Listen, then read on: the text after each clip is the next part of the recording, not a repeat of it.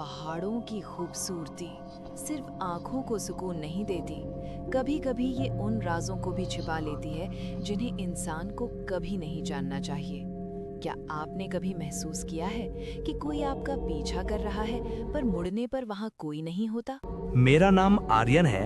मैं एक फोटोग्राफर हूँ। लगा था कि कैमरे के लेंस से मैं दुनिया का हर सच देख सकता हूँ, पर उत्तराखंड के उस शून्य गांव में जो मेरे साथ हुआ, उसने मुझे यकीन दिला दिया कि कुछ चीज़ें कैमरे में कैद नहीं होती, वो सीधे आपकी रूह में उतर जाती हैं। शाम के 5:30 बज रहे थे। शून्य गांव की ढलान पर एक छोटी सी चाय की दुकान। वहाँ के बूढ़े दुकानदार ने मेरी ओर एक अजीब नज़र से देखते हुए कहा, बेटा, ऊपर उस पुरानी हवेली की फोटो खींचने तो जा रहे हो, पर याद रखना, सूरज ढलने के बाद अगर पीछे से कोई सीटी बजाए या तुम्हारा नाम पुकारे तो मुड़कर मत देखना। वो देवदार के पेड़ों का बुलावा होता है, जो मुड़ गया वो फिर कभी वापस नहीं मुड़ा। मैं हंस दिया। शहर का रहने वाला पढ़ा लिखा लड़का भला इन बातों पर कैसे यकीन करता। मैंने अपना बैग उठाया और घने देवदार के जंगलों के बीच बने उस संकरे रास्ते पर चल पड़ा। धुंध बढ़ रही थी। अचानक मुझे झाड़ियों के पीछे सिसकने की आवाज़ सुनाई दी। मैंने टॉर्च चलाई। वहाँ एक छोटी सी बच्ची बैठी थी, शायद 7 या 8 साल की, फटी हुई फ्रॉक और आंखों में बेइंतहा डर। क्या हुआ बेटा, तुम यहाँ क्या कर रही हो? मैंने पूछा।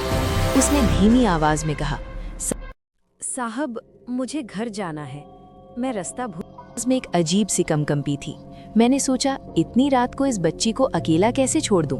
चलो, मैं तुम्हें छोड़ देता हूँ। तुम्हारा घर कहाँ है? उसने घने रास्ते की ओर इशारा किया। हम चलते रहे। 15 मिनट, आधा घंटा, फिर 1 घंटा। रास्ता खत्म ही नहीं हो रहा था। तभी मुझे कुछ अजीब महसूस हुआ।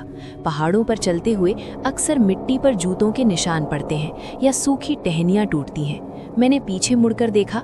टॉर्च की रोशनी में मेरे जूतों के गहरे निशान थे, लेकिन उस बच्ची के मिट्टी बिल्कुल सपाट थी, जैसे उसके पैर जमीन को छू ही नहीं रहे थे। मेरा दिल तेज धड़कने लगा। अचानक एक तीखी सीटी की आवाज़ गूंजी। बूढ़े की बात मेरे दिमाग में गूंजी, मुड़कर मत देखना। साहब, देखो, मेरी माँ खड़ी है वहाँ, बच्ची ने चिल्लाकर कहा। मैंने सामने देखा। धुंध में एक साया खड़ा था।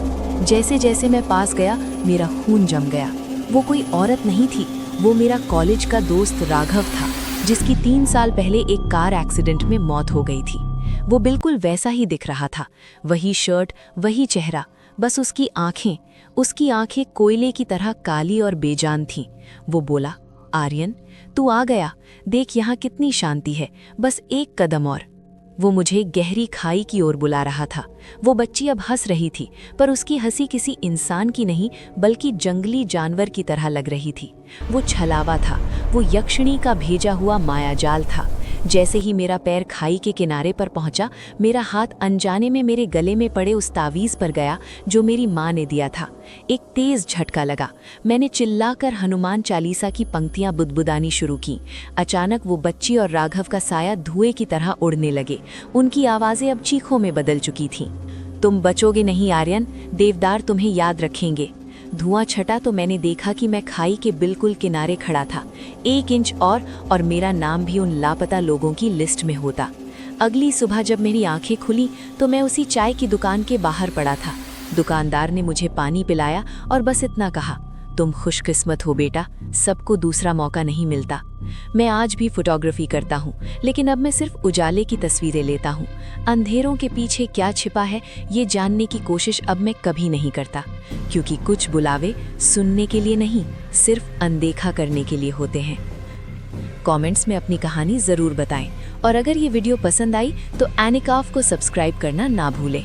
सावधान रहें, क्योंकि रात अभी बाकी है।